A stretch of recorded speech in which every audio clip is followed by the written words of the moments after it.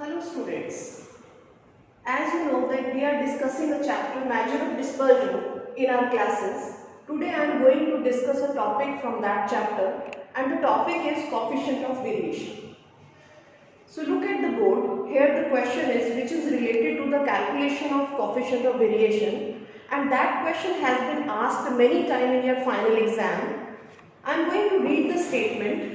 A batsman is selected for a cricket team and the choice is between X and Y on the basis of their scores in 5 previous tests, which are, so here 2 batsmen are given and the names are which are assumed as X batsman और उसके 5 matches के scores आपको दिए हुए and again Y batsman is given and the scores to be attained by them in 5 matches are also given, and you have to calculate which batsman should be selected if we want high run getter. First point we will explain that who will be the high run getter. In order to calculate higher run getter, we will here calculate the mean. You know the formula to calculate mean. Formula is summation x upon n. Understand, here we will do the sum of the whole series, that is summation x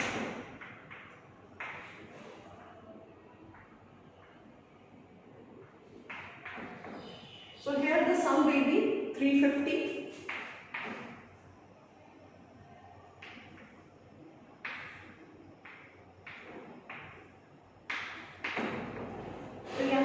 Y batsman के scores का sum आएगा 310 and it will be counted as summation y.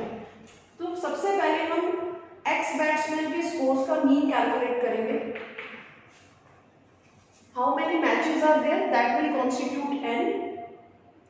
3 4 5 matches are there और आपका mean calculate होगा 350 upon 5 that is 70.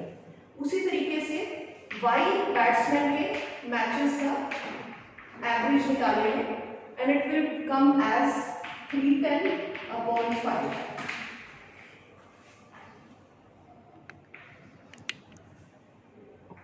तो इनके comparison से अब हमें ये साफ पता लगता है कि X बैट्समैन का स्कोर एवरेज ज्यादा है दैट इज 70 और Y बैट्समैन का स्कोर एवरेज है दैट इज 60. तो बच्चे it is clear from the topic that who is high run getter? Mr. X is high run getter.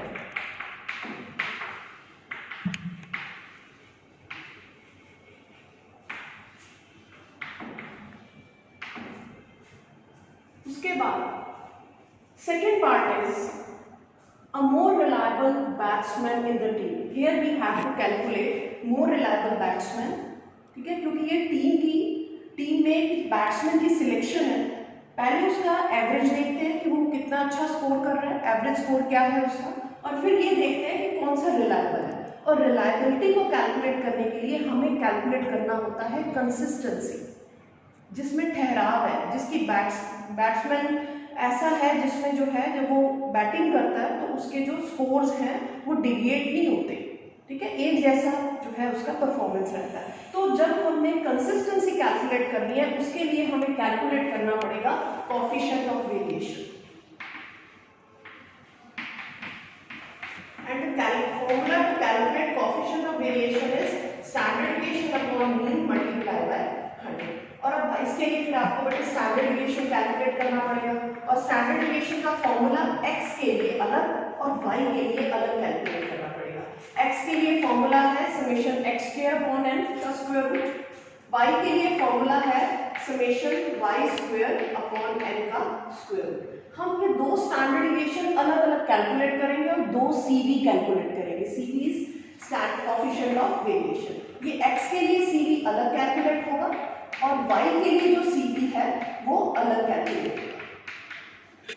तो कोएफिशिएंट ऑफ वेरिएशन का सबसे पहले आपने फॉर्मूला लिखना है. That will be different for x and different for y. और आपने क्या करना है, आपको रिक्वायरमेंट है कि आपको स्टैंडर्ड डेविएशन ऑफ x चाहिए, तो आपने स्टैंडर्ड डेविएशन ऑफ x का यहाँ पे फॉर्मूला मैंने आपके सामने लिखा है, उसके अकॉर्डिंग आगे सम को सॉल्व करना है. सबसे पहले बेटे आपको ये पता होना चाहिए, ये जो स्मॉल x होता है ये तब आता है जब deviations are to be taken from mean. मतलब ये स्मॉल x इक्वल होता है, अगर x में से हम माइनस करेंगे then it will come as small x। ठीक है, इसका मतलब अगर मेरे को यहाँ पे स्मॉल x की जरूरत है then I will write it as x minus mean. ये x है मेरे पास 25 और मीन जो है मेरे पास है 70। ठीक है, तो बेटे 70 को मैं माइनस करूंगी,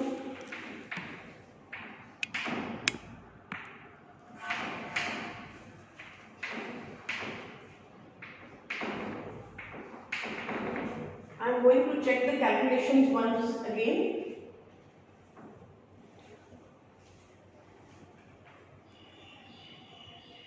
को अगर हम 70, यस ये आ गया आपके सामने, ये आ गया x का फर्दर हम स्क्वायर कर देंगे। 45 का स्क्वायर दैट इज 2025, 225, 900, 125। तो इसका टोटल कर लीजिए,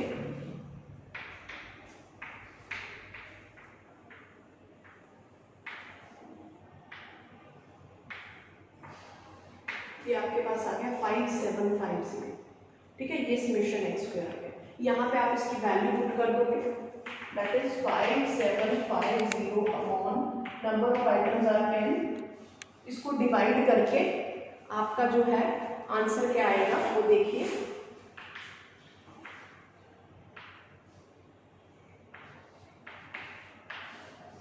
1150 का जो स्क्वायर रूट है, ठीक है, वो स्क्वायर रूट जो है वो आपका आपने कैलकुलेट करना है।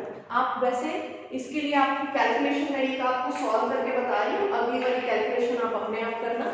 ठीक है, तो इसका जो कैलकुलेटिव आंसर आता है वो पहले देखिए, ये 3 3 सा 9, ऊपर से कैरी किया 250, 3 का डबल क्या आ गया 6। ठीक है, तो जब हमारे पास ये 6 आया यहाँ पे तो हमें जो है इसमें डबलिंग करनी पड़ेगी।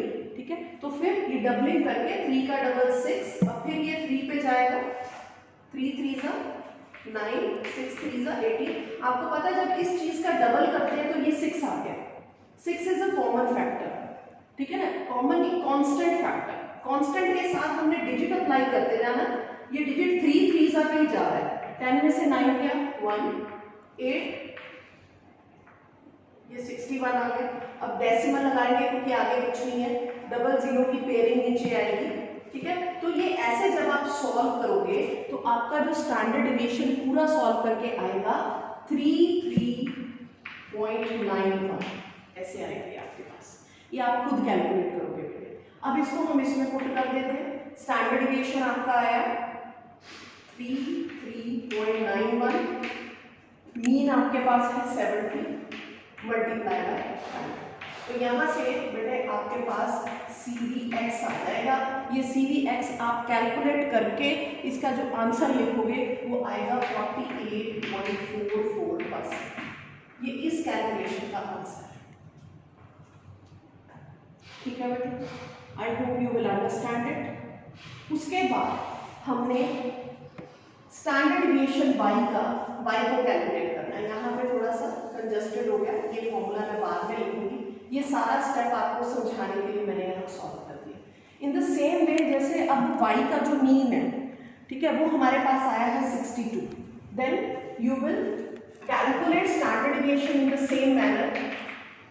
y minus mean that is equal to small y by 50। y का जो मीन है यहाँ पे जो आपने कैलकुलेट किया है दैट इज 62।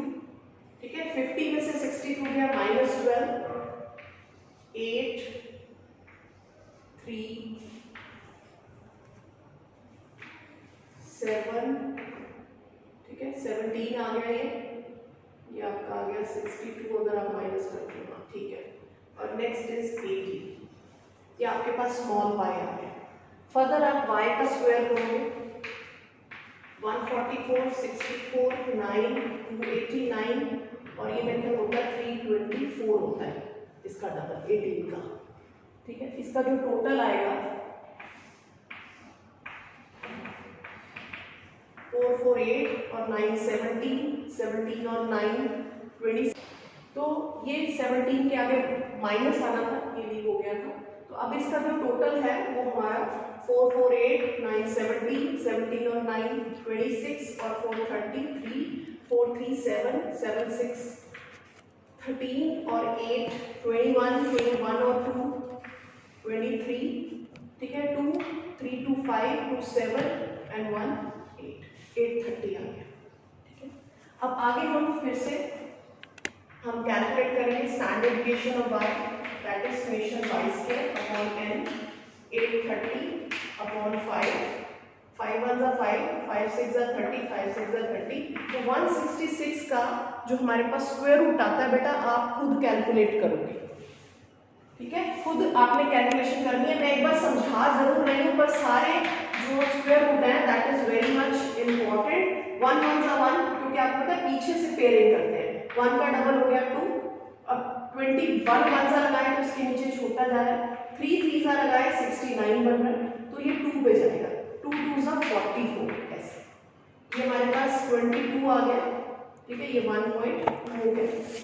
12 का जो डबल है दैट इज 24, ठीक है, ये चीज मैं रब कर रही हूँ, आप ये कैलकुलेट कर चुके हो। 24, अब यहाँ डेसिमल हमने जो है, सॉरी, यहाँ हमने डेसिमल लगा के 2 0 कैरी कर लेंगे।